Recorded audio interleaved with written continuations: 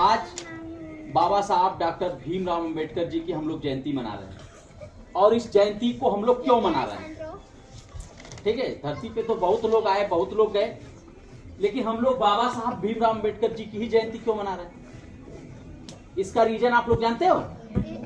सिर्फ हम लोग मनाते हैं, लेकिन हम लोग ये नहीं जानते हम लोग मना क्यों रहे। बच्चों को जानना ये जरूरी है, क्योंकि हम लोग तो अपने दादा बाबा की भी जयंती नहीं मनाते। कितने लोग तो अपने दादा को जानते भी नहीं होंगे।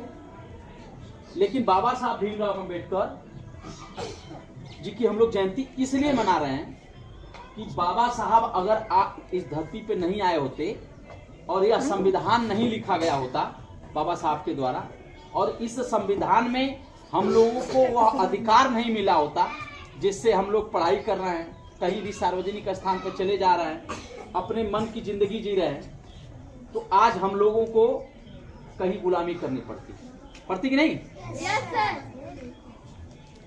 जब तक यह संविधान नहीं बना था, ठीक है, तब तक दलित, शोषित, वंचित, बहुजन समाज के लोगों को पढ़ने लिखने का अधिकार नहीं था, बोलने का तक अधिकार नहीं था, ठीक है, और अच्छे घरों में नहीं रहते थे लोग, अच्छे कपड़े नहीं पहनते थे लोग, गरीबी इतनी ज्यादा थी क्योंकि हम लोगों को सिर्फ और सिर्फ मजदूरी करने का अधिकार था। क्या करने का? मजदूरी। दूसरों की सेवा करना,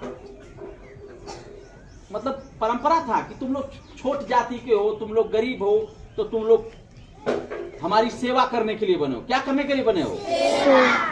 इंसान सभी है ना, हम सभी इंसान हैं, हम सेवा करने के लिए पैदा हुए हैं। No, sir.